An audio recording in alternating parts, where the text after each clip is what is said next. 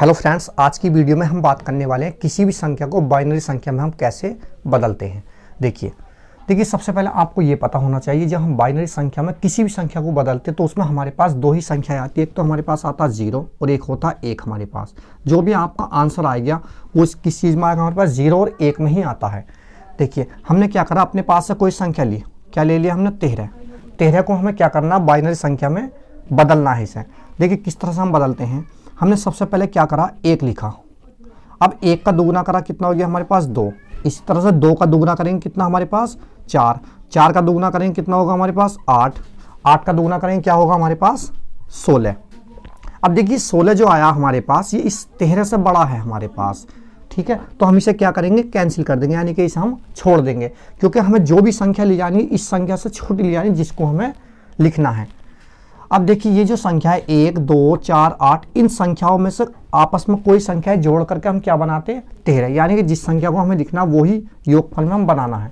देखिए मान लिया हम 8 में 4 जोड़ते हैं, एक तो हमने क्या करा 8 और एक कितना हमारे पास 4, 8 4 कितना हुआ 12, 12 में 1 जोड़ेंगे कितना हुआ हमारे पास 13, यानी कि हमारे पास 3 संख्याओं को जोड़ने पर क्या हुआ हमारे पास 13।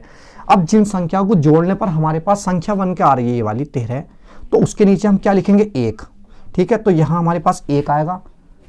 जिन जिन संख्याओं को जोड़ा है उसमें हम क्या लिखेंगे नीचे 1, यहाँ भी 1 आएगा हमारे पास और यहाँ भी 1। लेकिन जहाँ हमारे पास जोन सी संख्या हमने नहीं ली है तो उसमें हमारे पास क्या आता है 0। तो ये हमारे पास क्या हो गया, बाइनरी संख्या हो गई। यानी कि 13 को हम अगर बाइनरी संख्या बदलते तो हमारे पास क्या आएगा 1101 हमारे पास।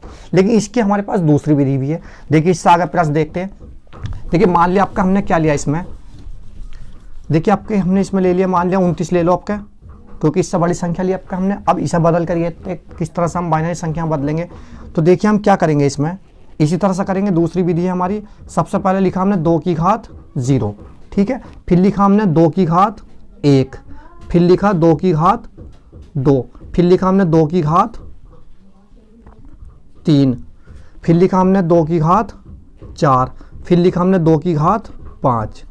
देखिए अगर हम देखिए 2 की घात 5 का मतलब 2 की 5 बार गुणा। अगर 2 की हम 5 बार गुणा करते हैं, 2 गुणा 2 गुणा 2 गुणा 2 गुणा 2, तो 2 दूनी 4 दूनी 8 दूनी 16 दूनी 32, कितना हुआ 32। तो 32 हमारे पास किस संख्या से बड़ा हो रहा है 29 से, तो इसे हम कैंसिल कर देंगे, यानी कि इसे हम छोड़ देंगे, ठीक है। अब देखिए इसमें जिस संख्या की घात हमारे पास 0 होता है उसका मान हमारे पास क्या होता है 1, तो 1 लिख लिया यहाँ।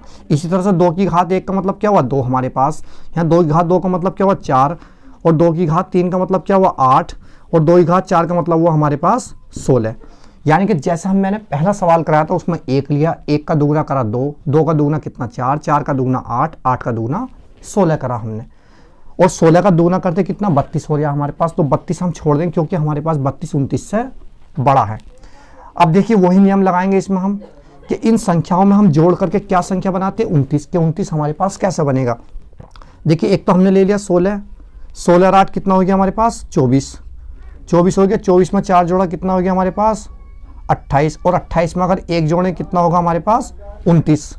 अब जो संख्या हमारे पास जोड़ने पर 29 बना है उनके नीचे लेंगे हम 1, यहाँ भी 1 आ गया, यहाँ भी 1 आ गया, यहाँ भी 1 आ गया और यहाँ भी 1। अब जहाँ हमारे पास नहीं लिया कुछ भी, यानी कि ये संख्या हमने 2 जोड़ी थोड़ी ना इसमें 29 लाने के लिए, तो हम इसे क्या करेंगे यहाँ हम लिख देंगे इसमें 0। तो क्या है, इसे बाइनरी संख्या बदलने पर आया हमारे पास 11101, यानी कि क्या हो गया 29 का बाइनरी रूप हो गया हमारे पास।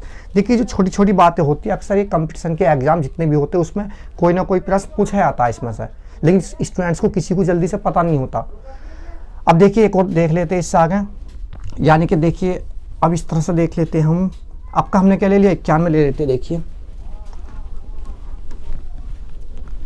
एक थोड़ी बड़ी संख्या वो ले लेते, कोई भी संख्या हम इसी प्रकार से चेंज करते हैं। आपका हमने क्या ले लिया, चलो 91, यानी कि 91 ले लिया हमने। अब हमें 91 चेंज करना है।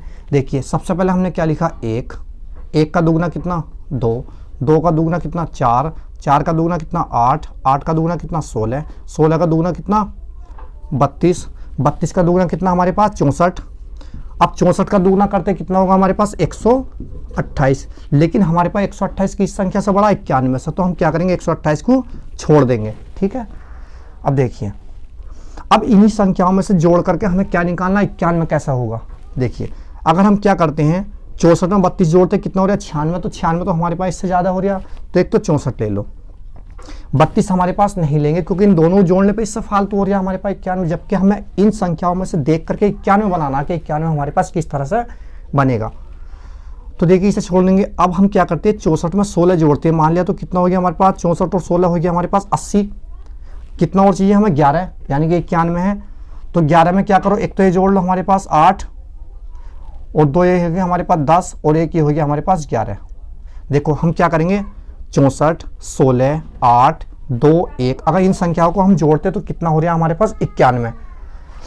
अब देखिए जहाँ जहाँ हम जोड़ते हैं यहाँ एक आ गया हमारे पास और यहाँ भी एक हो गया, यहाँ भी एक आ गया, यहाँ भी एक आ गया और यहाँ भी एक। अब जो संख्या हमने नहीं जोड़ी है ऐसा बनाने में, तो उसके नीचे क्या लिखेंगे हम 0। तो यहाँ हमारे पास 0 आ गया और यहाँ भी हमारे पास आ गया जी 0। तो इसका बाइनरी रूप क्या हुआ हमारे पास 91 का, ये हो गया 10 11 0 11 हमारे पास। तो इस तरह से आप कोई भी संख्या बाइनरी संख्या बदल सकते हैं। ये हमारी बहुत ही आसान विधि थी।